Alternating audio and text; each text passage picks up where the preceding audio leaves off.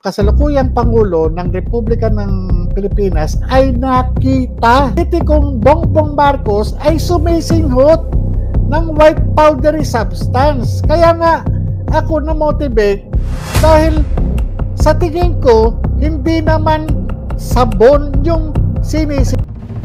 Ito ang Istorya Pinas.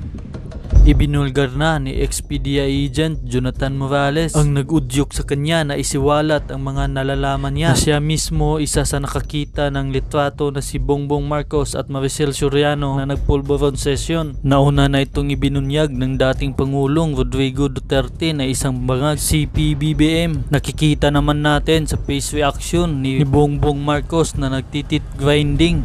Good item talaga. Panoorin natin ang video.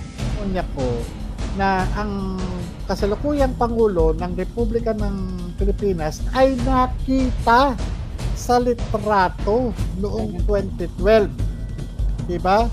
Nakita ng inyong lingkod bilang investigador. At itong litrato na ito ay ipinakita ng confidential informant. Kaya yung investigador na inyong lingkod ay nagkaroon ng motivation para tanggapin yung kaso at tipahin ito at i-reduce sa isang sinumpaang salaysay.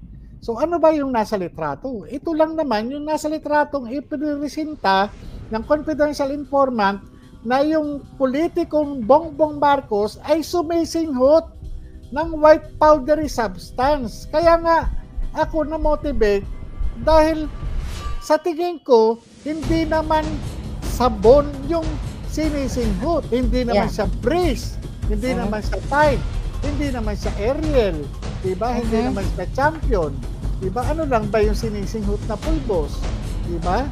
Yun yun yung ano, kaya nga yun yung isa dun sa naging motivation ko at ganoon sila grabe na ipagtanggol ito. Kaya tignan mo, wala silang ibang na gawing dahilan o magawang dahilan kundi sabihin na itong ahente na ito ay sinungaling.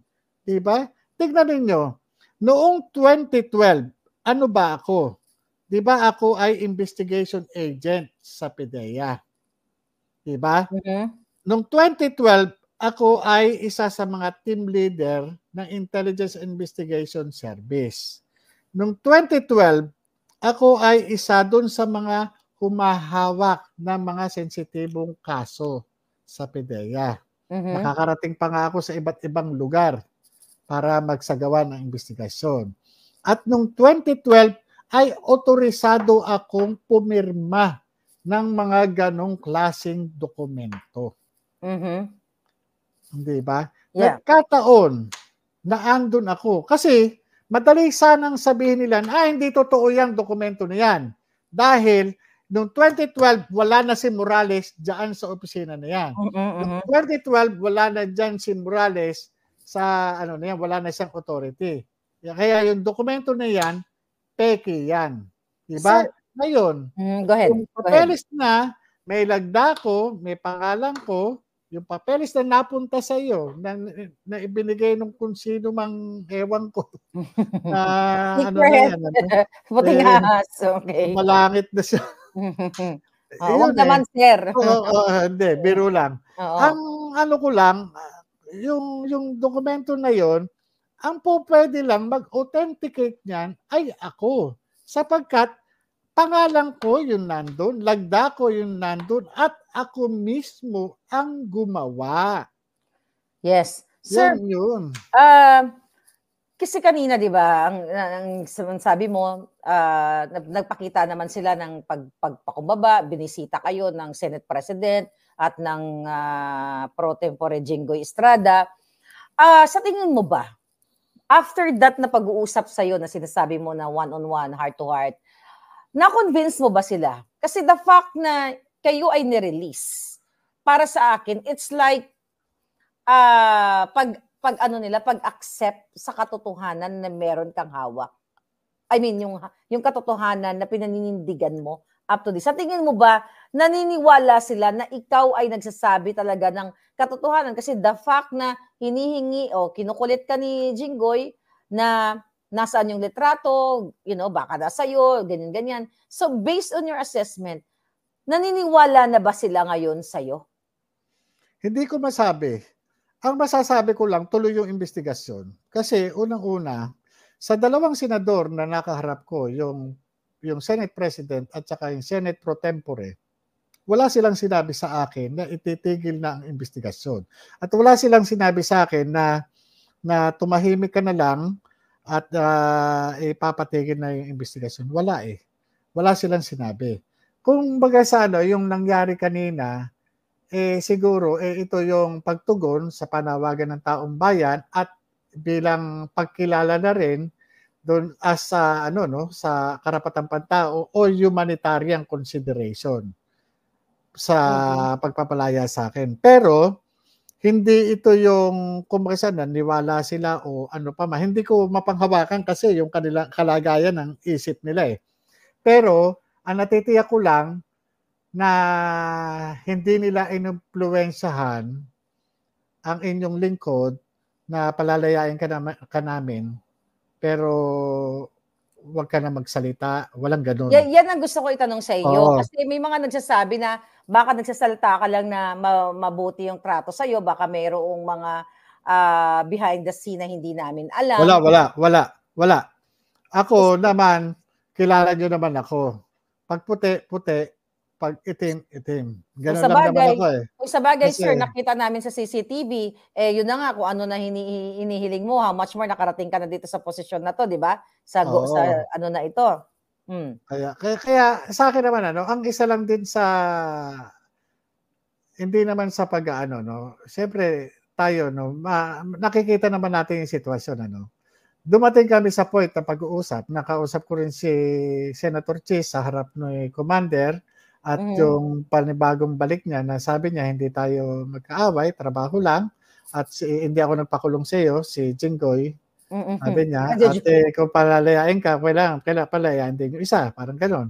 So, dumating sila siguro dahil nga rin doon sa humanitarian consideration, yung panawagan ng taong bayan na talagang yun talaga yung boss nila na naman, nakita ko naman din sa kanila, Pero nakita ko rin yung katatagan sa mga mata nila, sa puso nila at doon sa ginagawa nila. I hope real, yeah. At yung yung ine-expect ko sa kanila, kahit kay Senator Jinggoy nung mag one-on-one kami, yung ine-expect ko na baka pwedeng itigil na natin itong na to, wag ka nang palalayain ka naman. Walang ganun. Wala siyang sinabi na palalayain kita, basta wala nang sunod na hearing, walang ganon. Wala. That's good to know. So, kaya ang sabi lang niya, ang resume nung hearing ng Senado, July, parang gano'n, Mag-July pa sila magbabalik. Kaya wala naman silang sinabi na stop ang hearing o ito gawin mo, pinalaya ka namin, dapat tumanaw ka ng utang na loob. Walang kondisyon. Walang kondisyon. Kasi tinanong niya ako Hindi naman ako nagmakaawa sa kanya para palayain. Sir, maawa na kayo, palayain. Walang gano'n eh. Okay. Walang gano'n. At yung nagtanong siya ganito, gusto ko magsabi ka ng totoo. Kung ano yung sagot ko, tinanggap naman niya. Sabi niya, pag-aaralan ko. Sabi niya, titignan ko. Yun, kinabukasan naman, ganun yung siyempre, ang sabi nga ng pamilya ko, maliban doon, siyempre, nagkaroon ng mga, may mga din, hindi ko na alam yon. Pero, gano'n pa ba, pinasasalamatan ko pa rin yung mga taong mga naging behind the scene, para at least nagkaroon ng, pero yung patigil o anuman na, wala eh. Kaya ako, ina-expect ko pa rin na magkakaharap kami nila James Kumar. Yan kung nung kumainitahan si First Lady, First Lady. Pero sabi naman ni Senator Bato, uunahin muna raw si James Kumar. Yes. At saka ipapatawag si kung kinakailangan. Kasi yung ko nabanggit dapat mapagpaliwanag, 'di ba? Yeah. At ang Senado naman sa tingin ko wala naman silang ang naman din basta dyan. ang importante, walang kumpas na walang suggestion na ititigil yung hearing. Kasi napaka-importante sa taong bayan. Kasi once na ititigil nila, tapos magkakaroon ng pagdududa ang taong bayan. Tama, Diba? tama, oo. Nagdududa ang taong bayan na, pinalabas nila, baka mamaya ito'y, pag-uusap na hindi na pupush ito si Morales kasi pinalayan na siya. So kayo mismo ay magsasalita kapag tinigil nila ang hearing. Mm. Kaya yun yung kaya nga kasi hindi po pwede kasi nga kulang eh. Kulang Kulang eh. ang Mm. investigation. Mayroon lang follow-up si Joey. Okay, si Joey. Okay, si Okay, Joey sabi niya, Libayber. di Vibre. Okay? Libayber. Oo. Ngayon sabi niya, may follow-up daw ba yung PDEA dun sa special order na during the first hearing kung saan na-dismiss ikaw, Oo. di ba? Kaya nga binanggit ko Na hindi yun, ka di ba? eligible. Oo.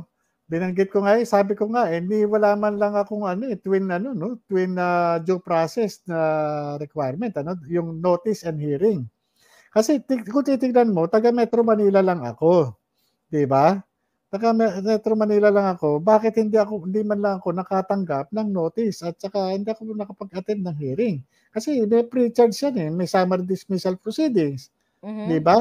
Basta na lang sila naglabas ng ganyan. Ano 'yan? 'Di ba? Yan.